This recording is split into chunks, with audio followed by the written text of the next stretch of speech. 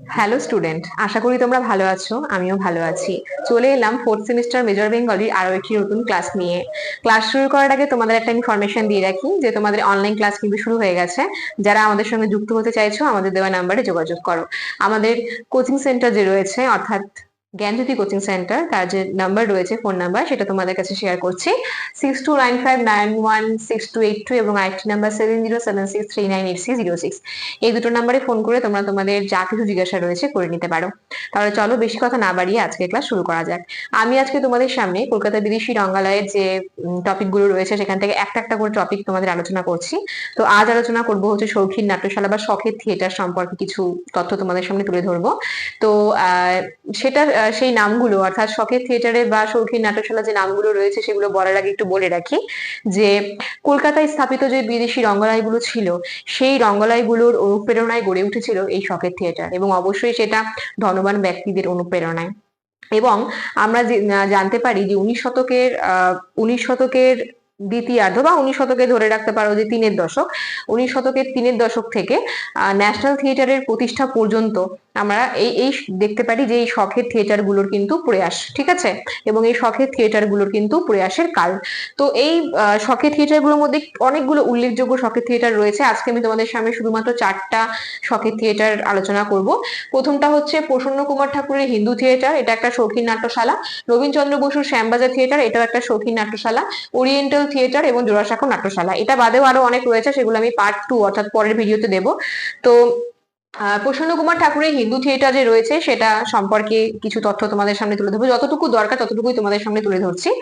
এখানে প্রসন্ন কুমার ঠাকুরের হিন্দু থিয়েটার যে রয়েছে, এই থিয়েটারে যে অভিনয় হতো সেই অভিনয়গুলো কিন্তু আমরা দেখতে পারি যে ইংরেজি এবং সংস্কৃত যে ভাষার যে নাটকগুলো রয়েছে সেই ভাষার নাটকের মানে ইংরেজি অভিনয় করিয়ে, ঠিক আছে, ইংরেজি অভিনয় করিয়েছিলেন। তাহলে ইংরেজি ও সংস্কৃত নাটকের কিন্তু তারা কি করতো, বিভিন্ন ধরনের ভাষার নাটকগুলোকে তারা ইংরেজিতে অনুবাদ করিয়ে সেগুলো নাটক অভিনয় হতো। এছাড়া ইংরেজি শিক্ষিত নব্য বাঙালি কর্তৃক এই নাট্যশালাটি কিন্তু প্রতিষ্ঠিত হয়েছে। আমি দেখো এখানে লিখে দিয়েছি ইংরেজি শিক্ষিত নব্য বাঙালি কর্তৃক প্রতিষ্ঠিত প্রথম নাট্যশালা, এবং এই নাট্যশালায় ইংরেজি ও সংস্কৃত নাটকগুলোর কিন্তু অভিনয় হতে দেখা গিয়েছিল। এরপরে যেটাতে আসছি সেটা হচ্ছে আমাদের নবীনচন্দ্র বসুর শ্যামবাজার থিয়েটার, যেটা কিন্তু তার বাড়িতেই ছিল। নিজের বাড়িতে 1833 সালে শ্যামবাজার থিয়েটার প্রতিষ্ঠিত হয়েছে, ভালো মতো মনে রাখবে। এবং বাংলা নাটকের অভিনয় হয়েছিল এই নাট্যশালায়। আমরা দেখতে পারি যে বাঙালিদের প্রচেষ্টায় এই রবীন্দ্রচন্দ্র বসুর যে নাট্যশালাটি রয়েছে বাড়িতে, সেখানে প্রথম বাংলা নাটকের অভিনয় হয়েছে, ভালো মতো মনে রাখবে, সর্বপ্রথম বাংলা নাটকের অভিনয় হয়েছে। এবার 3 নাম্বার যেটা বলবো সেটা হচ্ছে oriental theatre. Oriental theatre David Hare একাডেমির দৃষ্টান্তে এরই প্রতিদ্বন্দ্বী ওরিয়েন্টাল সেমিনারির ছাত্ররা অভিনয় প্রদর্শন করতে আরম্ভ করে, ঠিক আছে, যেটা নাম দিয়েছিল ওরিয়েন্টাল থিয়েটার। এবার রয়েছে জোড়াসাঁকো নাট্যশালা।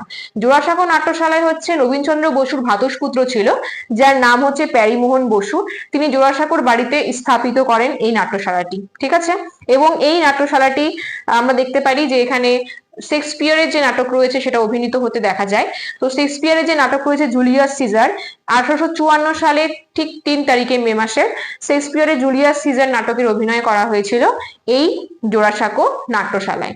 তাহলে দেখো আজ আমি তোমাদের সামনে আলোচনা করলাম 4টা শৌখিন নাট্যশালা বা শখের থিয়েটার সম্পর্কে। একটা প্রসন্ন কুমার ঠাকুরের হিন্দু থিয়েটার, নবীনচন্দ্র বসুর শ্যামবাজার থিয়েটার, ওরিয়েন্টাল থিয়েটার এবং জোড়াসাঁকো নাট্যশালা নিয়ে। এর পরের দিন পার্ট 2 তে তোমাদের আরো যে শৌখিন নাট্যশালাগুলো রয়েছে সেগুলো সম্পর্কে কিছু বিস্তারিত আলোচনা করব। তাহলে আজকের ক্লাস এখানেই শেষ করছি। দেখা হচ্ছে নেক্সট ভিডিওতে আরো একটি নতুন ভিডিও নিয়ে, অর্থাৎ এটা পার্ট 1 ছিল, এরপরে পার্ট 2 আসবে।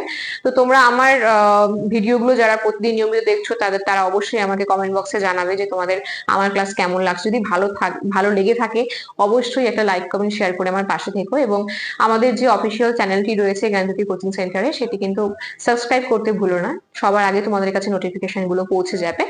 আর আমি এই শৌখিন নাট্যশালার আগেও বাংলা রঙ্গমঞ্চের ইতিহাসে আরো অনেকগুলো টপিক আলোচনা করেছি, যারা দেখোনি তারা অবশ্যই সেগুলো দেখবে। তাহলে চলো আজকের ক্লাস এখানেই শেষ করছি। দেখা হচ্ছে নেক্সট ভিডিওতে আরো একটি নতুন ক্লাস নিয়ে। ততদিন পর্যন্ত সুস্থ থাকো, ভালো থাকো, আমাদের চ্যানেলকে ভালোবেসে আমাদের সাথে থাকো। ধন্যবাদ।